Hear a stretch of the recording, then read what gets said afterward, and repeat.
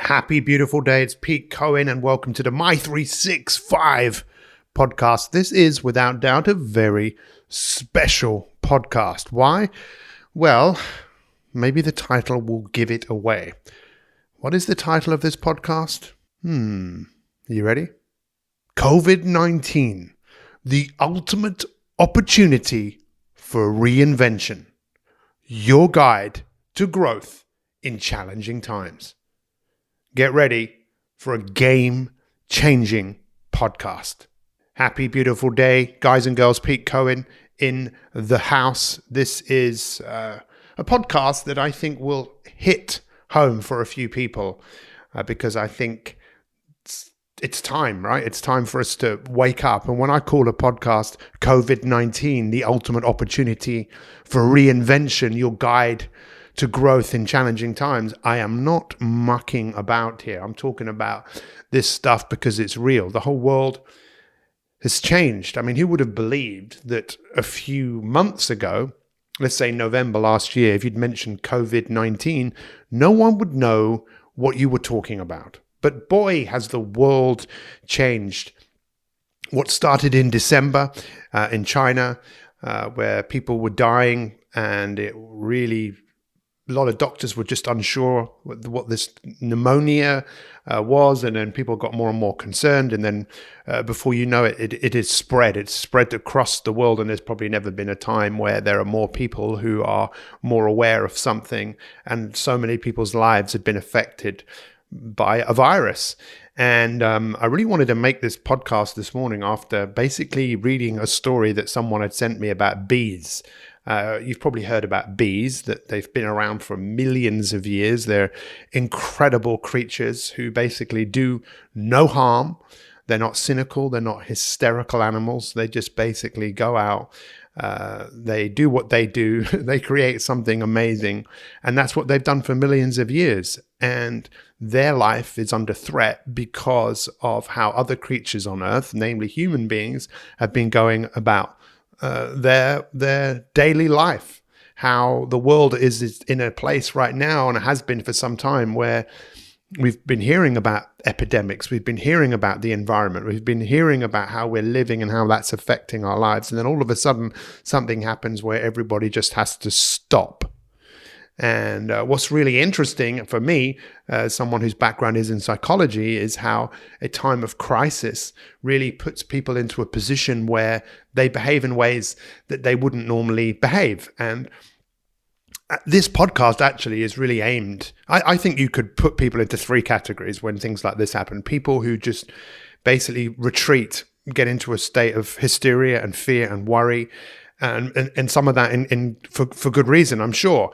And then you get people who are just passive and just think, well, you know what, let's just kind of see what happens. And then you get people who are like, wow, this is, I really need to rise up. I really need to help. I really need to seize the day. I really need to make the most of what is actually going on. And if you're one of those people, then I'd really encourage you. If you're one of those people that's quite passive, you might find what I'm about to say intriguing. You might find it helpful to make you stop being so passive and maybe start really seizing the day and seizing the opportunity that exists for all of us to reinvent. I think that there has never been a time in our lives where we have this opportunity to really rethink, reevaluate, reshape, remold, reposition, reformat, reset what we're doing. Because I think the way we were doing things before COVID-19 was really interesting, right? I mean, if you were to stop last year and ask yourself a few questions, you know, how do you feel about your life right now? What's working? What's not working? Most people would say that they felt under pressure. Most people felt that life wasn't the way that they necessarily wanted it to be, maybe felt compromised in some way, but maybe feeling that there was nothing they could do about it. One of the things I did a number of years ago is I moved out of London. London is the place I've grown up in, but over the years, it's definitely changed. It's definitely busier. I'd say it was more aggressive. It was less friendly. People have got just less time. There's a pace. You see people traveling to work. You see so many people who just look unhappy. You look at people who look compromised because they know they're not being who they're really capable of being. And my life's work is really about one thing. I want to help people live life by design. I want people to be the best they can be mentally, physically, emotionally. I want people to be just to enjoy life rather than feeling that they are out of control. And I don't know whether this resonates with you, but I'm asking you, what was going on prior to this situation that maybe you weren't happy about?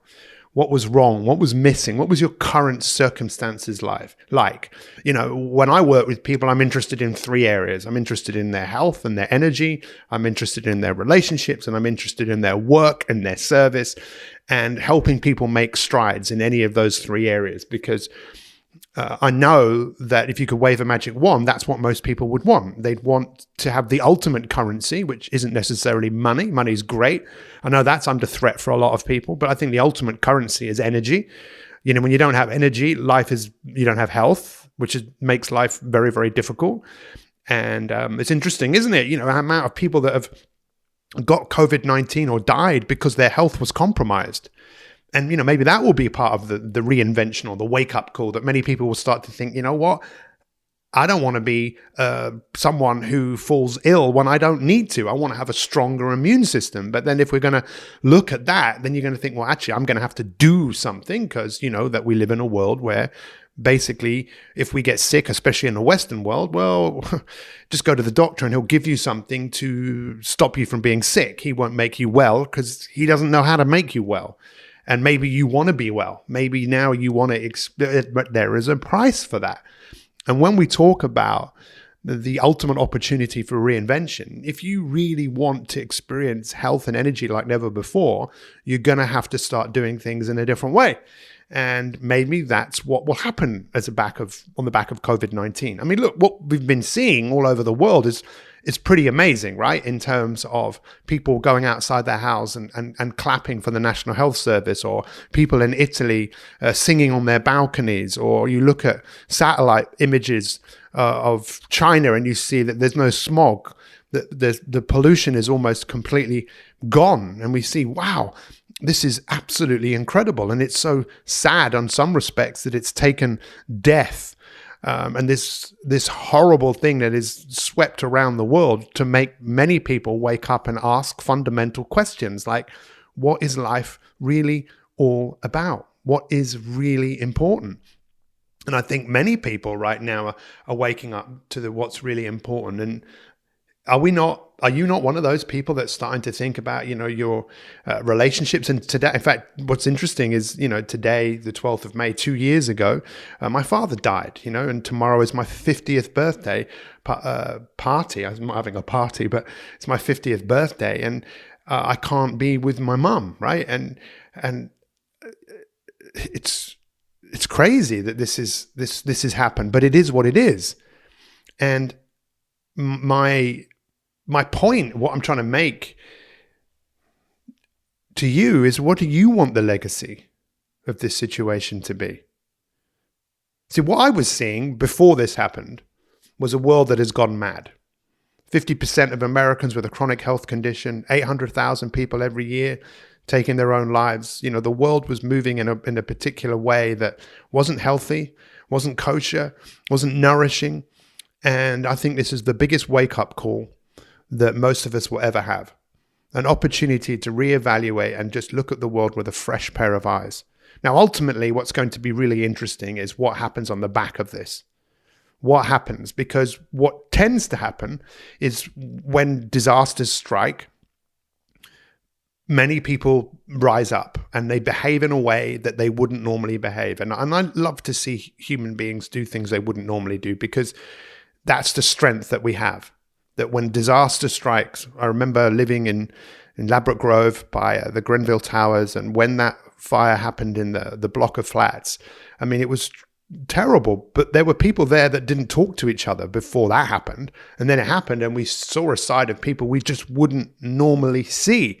People become heroic. People become better versions of themselves. People get out of their own way. People don't, in those situations, it's not a question of how they feel that brings about a necessity to act. The necessity to act is there to do the right thing. But what happens after a disaster is we go back to how we were before. I don't know about you. I don't want to go back to how things were before. Do you? Now, you might not think you have any control over that, but ultimately, what do you have control over? Abraham Maslow is someone who I talk about a lot. He says what man can be, he must be. That we look at the hierarchy of needs. What do you need? You need safety, you need food, you need shelter, you need a sense of communities, a belonging. And then above that, you need this, what he called self-actualizing, to be what you're capable of being. And most of us know that we're not doing that. And we're just settling. And when we're settling, there's a part of us that is dying. And then a disaster comes, and all of a sudden we behave in ways we wouldn't normally behave. And we appreciate people. We change our life. We reevaluate. But then once we get comfortable again, we go back to what is familiar to us. I don't know about you. I don't want that. What do you want the legacy? Because the legacy of COVID-19. Because one day we'll all look back and say, do you remember COVID-19? That was the best thing that ever happened to me. Why? Well, I don't know. It could be the best thing that ever happened to you because of the direction that you choose to take your life in. One of the people I quote a lot is James Stockdale, who was a prisoner in the Vietnam War. And, he talks about this thing about hope, knowing that your future is better than your past. And his story is just incredible. Stories change life. We love stories. And maybe we're all going to make an incredible story on the back of COVID-19, or maybe we won't. Maybe it'll be the worst thing that ever happens to you, that you lose loved ones, that you lose your job and you just lose and you end up feeling like a loser and you don't take your life in any of a different direction to where it is right now. But what could be the breaking of you could be the making of you. And Stockdale, what he said is that death is not the end. And when I read that, I thought, what does he mean? Death is not the end. It is. He said, well, no, it's not the end because life carries on after you. It does, right? I mean, life carries on after you. And I don't know about you, but I think we live in a world, especially where I live here in the UK, we're pretty privileged, right? There's never been anything like this before. There was the crisis in 2008 and there's been other things that have happened, but nothing like this. I don't live in a country like Uganda or somewhere where, Iran or Syria, where there's been crap going on for so long and no one's really been that bothered. I mean, some people are, because most people are just suffering inside their own head and suffering often when they don't need to, rather than rising up and going, this is what I want to do. This is who I want to become. And this is one of the main points I really want to talk about, because when I'm talking about the ultimate opportunity for reinvention, you can see that, right? You must be able to see there's this opportunity. There is an opportunity right here. I mean, there's always an opportunity. There's only one thing that exists in the universe, right? And that is possibility. How many possibilities are there right now? It's just a question of how active you want to be in the way that the world is moving. The world is going to change. And I think we've all been under the illusion that we are in control of the world that we're in. And really, we are not in control. We are in control of certain things, but certain things we're not. And we now realize how fragile this world is, but it's still your world and you still have some choices. See, my goal has always been about taking life from a life of chance to a life of choice, a choice that leads to designing, that then leads to creating, that then leads to manifesting, because that is what you're here to do. You are here to grow. You're here to evolve. That's why we're all here. We evolve, right? And then we die. But what we do in that space, it's weird though, isn't it? Because while we're evolving, we're actually dying at the same time, because every day we're moving closer towards our death, but we still have the opportunity to grow, and we still have the opportunity to leave an impact. We still have an opportunity to be like bees, bees who want to make the world better so that their next generation can keep living, to evolve. What do you want the legacy of COVID-19 to be? What was compromised in your life? When I was a child, I loved zombie films. I didn't know at the time, but I think I know now that I think there are just zombies everywhere. People that have just literally almost given up. But when I say give up, they're just trying to survive, and rather than striving and thriving. And the biggest issue in the world before COVID-19, what I could see, was people that were just settling for what they have, settling for a life of comfort rather than being a hunter and a gatherer. Now, hunting might sound like a strong word that might conjure up God knows what, but we were designed to hunt and gather. And then when we evolved, we found a way that where we weren't threatened, where we became the king of the jungles, to basically, when we weren't being chased by saber-toothed tigers, where we could kill the saber-toothed tiger, that we then found a way to settle. We could relax, we could drink wine, we could grow crops, we could just eat and drink and be merry and be rich and make other people work for us. Or maybe you weren't one of those people, you were one of the poor who was working for the rich. And this is just kind of how the world was. But even 2,500 years ago, people were aware of the issues around settling. That if you gave into a life of settling, you gave into a life of probably vice and just not being your best self, because we need to grow, we need to evolve. The Greeks called us teleological. What do you need to do? What must you do? Still, for most people, it's one of three things or three areas. They must be healthy. They must have energy, but there's a price for that. You can just say, no, I'll do it tomorrow. And your health will get compromised. And maybe you'll die before your time and end up on taking loads of drugs that you don't need to take just to keep you alive rather than being alive. And the same with your relationships, that you have the opportunity to have better relationships with the people around you. You have the opportunity to have a life of service. You have an opportunity to find something you really love to do and to do it. And maybe COVID-19 is really waking you up and making you think, you know what is it I need to do? What is it I need to become? What is it I need to let go of? Because this is a crisis. But what does that word actually mean? You should Google it. It's fascinating. The word crisis actually means turning point. And in Japan, it has two meanings, two symbols: opportunity and danger. Opportunity and danger. Often where there is danger, there is opportunity.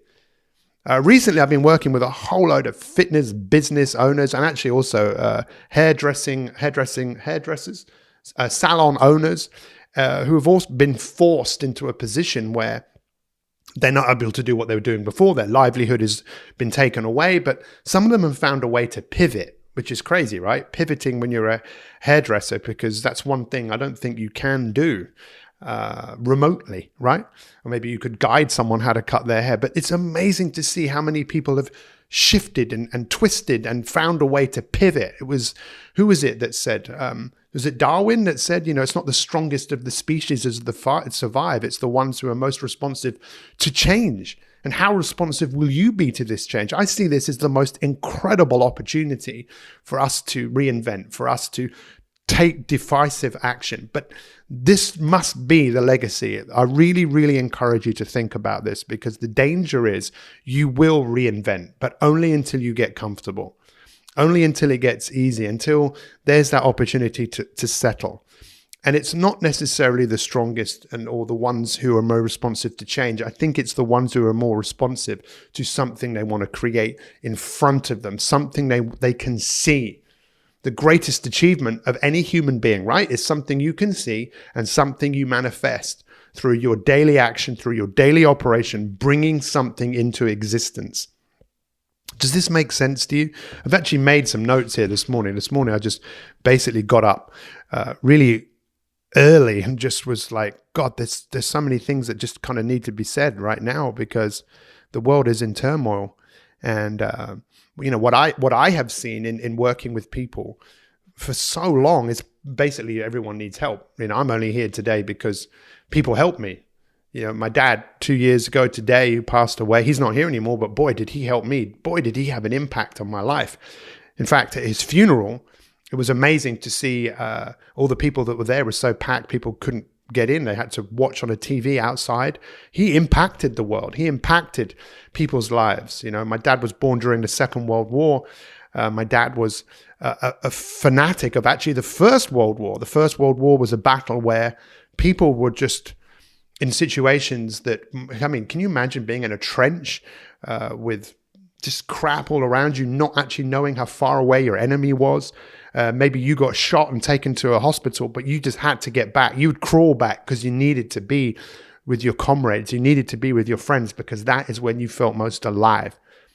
And my point here is that with my dad, so many people wrote my mum letters, emails, physical letters, and they all said the same thing, that my dad had time for everyone. My dad made everyone feel important. And that's what I want to do. Part of his legacy that he gave me is to do the same thing for you. So wherever you're listening to this right now, maybe you're feeling like, my God, Pete Cohen is actually talking to me. Pete Cohen actually cares for me. Pete Cohen's talking about me and reinventing my life. How do I reinvent my life? Understand that you're here to do one thing. You're here to grow. You're here to get better. What do you need to do? It's so interesting with all the conversations I have, with all of the coaching calls that I do with people. It's fascinating just to see this same issue with so many people. It's this battle within themselves, a part of them that wants them to settle and think, you know what, I just want to stay here because you know what, it's comfortable. And another part that's going, I just want to move forwards. I just want to grow. I want to make a difference. I want to be healthy. I want to be a better human being. And this battle that goes on, and all of a sudden, when disaster strikes, the part that wants us to stay where we are, in many cases, just disappears because the necessity to act comes through. The real human being, the real you comes through. And that's what I see. And that's what I'm fascinated about. And I'm more determined than ever. And if you're one of those people right here, right now, that is someone that is wanting to make things better, if you want to be better, if you want to be the hero in your own life, then you and I need to talk. We need to talk. We need to get on the phone, and we need to have a conversation about how you're going to make that happen. Because the likelihood of you doing that on your own, I'd say, is pretty much zero. Human beings are awful at surviving on their own. They can do it for a bit, but they thrive when you get help and support of other people. And that's why you're seeing people right now. You know, just think about it. What will the legacy be? You know, I've been saying this, and I don't mean to be nasty, but I say, what's the point of clapping for the National Health Service? It's really nice, but what is going to happen as a result of that? Maybe it will be that people will say, you know what? The best thing I can do for the National Health Service is not get sick. So I will not smoke. I will not drink that extra glass of wine. I will not eat that crap food. I won't do that. I will exercise because I don't want to go there. I don't want to put a strain on the National Health Service. But then all of a sudden, you're putting the spotlight on yourself. And most people don't want to look at themselves. They want to look at the world outside of themselves and complain and blame and look what other people are doing, rather than what are you doing? What are you doing for yourself? What are you doing for humanity? You know, what you can be, you must be. What must you be? Well, that's up to you. And maybe it's time to really think about that. So if there's anything that you take away from this podcast, well, you're probably going to hear that I'm quite passionate about this, right? We need to be inspired, not just to act, to move away from this virus, but we need to think way beyond that. This is my main point. If you take one thing away from this ramble of words, I want you to think about, what must you create?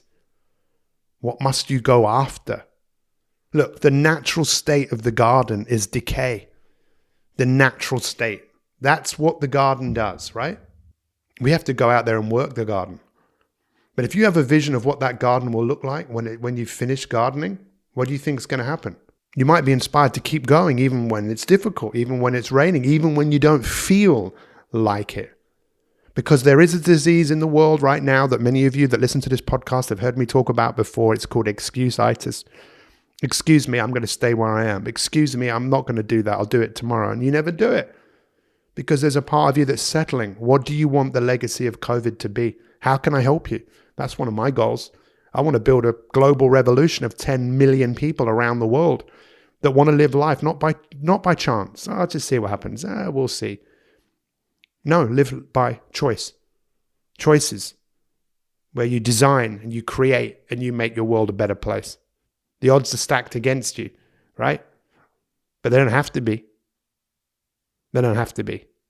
Let's stop making excuses and excuse ourselves to come through like never before and show the world what we're capable of. What will be your legacy? I've said many things here. My key points, really, it's time for us to be inspired to move through this, but move beyond it because there's something that we can see in front of us. Maybe we need to practice seeing that. Maybe we need to talk to someone. We need to go from being victims and just settling for what we have. I'm not saying we shouldn't enjoy what we have. In fact, my coach used to say to me, happiness is wanting what you have. So knowing that you have everything that you need, but knowing that there's more that you can create, not necessarily accumulating things to impress the people that you don't even like. And again, I'm not saying there's anything wrong with that, but the world needs us to serve. The world needs us to help others. The era of the go-getter has gone. Napoleon Hill wrote about that in 1937. And I'm not sure if that message has really got home yet, but let's make the message come home, right? Let's serve. Let's go and make the world a better place. Who can we help? Well, first of all, we could help ourselves by deciding the person that we want to become with our health and our energy, our relationships, our work, our service, and go out there and fight for it. Fight for it and make it happen. What do you reckon? What do you reckon? Are you ready to become the hero that you were born to be? Are you? Or are you just going to be a hero in the beginning like so many people? They recognized that 2,500 years ago. Can you believe it? I was speaking to a futurist. I didn't even know what a futurist was until not long ago. But basically, they're people that look at the past and look at what happened. And he said that the virus was a message from the future. You know, that humans have been cultivating a world that is too dense. It's too fast. It's overheating. And now it's giving us a message. The world is giving us a message to say, hey, you can reinvent yourself. You can reinvent yourself if you want to. You don't have to, because there'll probably never be an opportunity like this where we've all had the opportunity to slow down, but slowly it's starting to speed up again. Can you feel it? But we don't have to speed up. We can decide who we want to become. A great life does not happen by chance. It happens by design. What are you going to design? What's the legacy from this? How can I help you? Feel free to reach out to me. We can get on a call. No joke. I speak to lots of people who listen to this podcast. We have conversations. Go to coaching.petecohen.com, coaching.petecohen.com, and watch the video that is on there, because it's on there for one reason, to give you some practical advice about closing the gap between where you are and where you want to be. There is a gap in this world right now, and we can fill that gap and make the world a better place. You know, we can do it. We can do it. It's been done before, right? What Band-Aid did all those years ago. Feed the world. But what happened after a bit, people forget. It's time for us to dream bigger, dream of something better, and go after it like never before. Thank you so much for listening to this today. I really appreciate it. And let's work together and do what we need to do. Not now, but right now. Happy, beautiful day. Thanks for listening. And if you want to go from living a life by chance to an extraordinary life by design, so you have the health, wealth, and abundance that you're looking for, then make sure you join our Facebook group, My365 Kickstart, for additional tools, tips, techniques, and inspiration to help you go from where you are to where you want to be. Take care, and thanks for listening.